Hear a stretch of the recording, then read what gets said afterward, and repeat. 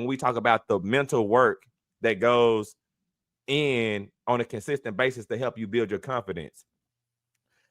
In my mind, the way that I think about words that I don't necessarily hold a firm grasp on the definition, I guess I'll say, is I just think that it doesn't matter what I say, the audience will understand what I mean. And I'll tell myself that all the time. So what happens is when I say it, even when I might still have that inkling of doubt in my mind, the confidence that I've given myself by saying that everybody's going to understand what I'm saying anyway, it comes to the surface. And then I always have an instant reaction because you keep the conversation going. So even if I didn't say it right, and again, I wasn't trying to call you out here, but I just want to show you that, like, it takes a confidence to do anything, and it takes a work, and it's not a hard work. It's a consistent reminder to yourself that it's cool, it's good, I'm good. But go ahead, Jay. Yeah, I'm laughing because I just want to just demonstrate it. Like, we are all powerful and escugulated, and no Yeah, matter real what talk. propostulates, we will always majuga side. Real talk though. And I feel you though. And that's the crazy. That's the bro. And again, I know that we're joking, right? But just think about a baby talking that doesn't know how to talk. And a baby will look you dead in your face and say, like, and expect you to know. And the reality of it is, you know what happens? And I'm telling you just because I witnessed it, bro. Like, with both my kids, and I've seen this with other people's kids too. When they were kids and they would talk to us, other people couldn't understand them, but I could, right? And it's been times where I've seen other people talk to their kids and they can understand them and I can't. And the reason why is because the baby is confident in knowing that if I do this enough, this person, and again, I'm not even saying that the baby is processing it. It's just confidence. They don't know anything else but confidence. They don't know anything else but I can do these things. And that's the reason why they're able to achieve the world so quickly. It's the reason why they're able to walk so quickly. It's the reason why they're able to talk so quickly. It's the reason why they're able to start to do all of these different, learn how to eat, learn how to, like, because they don't know that it should be any other way.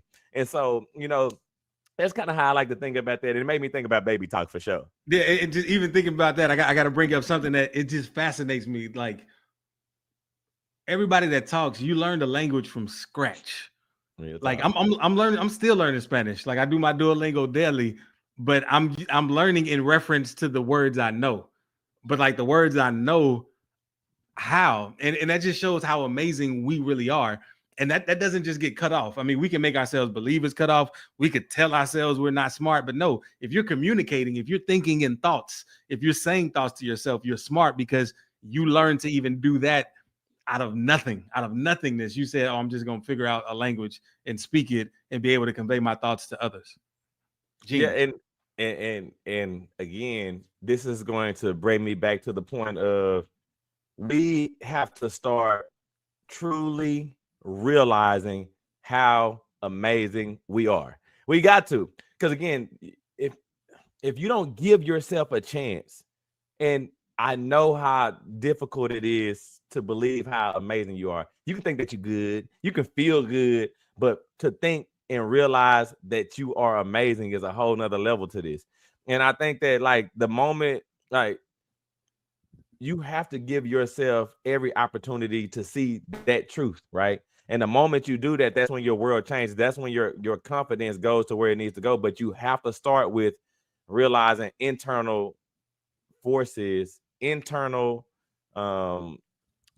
mentality is the way that we have to approach it. And I challenge everybody that whenever you have an idea, don't ask anybody about it. I'm just saying, just to give yourself an opportunity to truly see what it feels like when you live in it without any outside oppositional forces. Because when you see that, things will start to line themselves up in such a way that you couldn't even believe. And again, I'm going to use myself as an example. A question that I ask myself over and over again, bro, is I do all of this talking, and for a fact forever, I've wanted to write a book. We talked about it many times over. And the thing is, there's a lot of things that I think about when I think about writing a book that stops me every time. I've wrote a first page 20 times, right?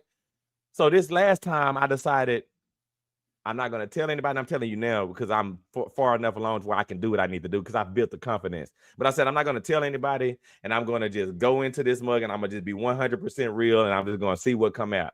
And once I did that, I was able to see all the other levels that came along with it because I didn't have anything that stopped me from looking down the pathway that I was looking at.